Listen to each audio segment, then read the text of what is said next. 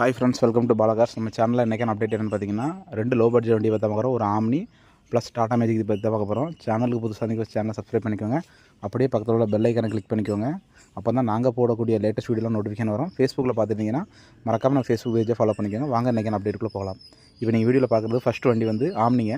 Omni mostly எதுக்கு use பண்ணுவாங்கன்னா, ஒரு சின்ன சின்ன தொழில் பண்ணுறதுக்கு யூஸ் பண்ணுவாங்க. ஆம்னி வந்து நிறைய பேர் லைக் பண்ணுவாங்க.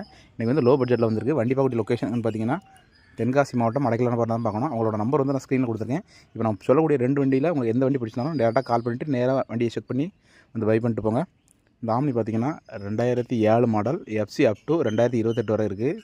இந்த ஆம்னி வந்து எம்பிஎஃப்ஐ இன்ஜினுங்க. 2007 மாடல், 2028 வரை லைஃப் இருக்குது. MPFI engine.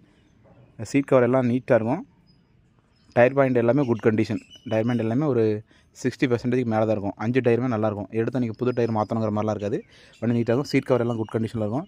இன்டீரியர்லாம் பாருங்கள்.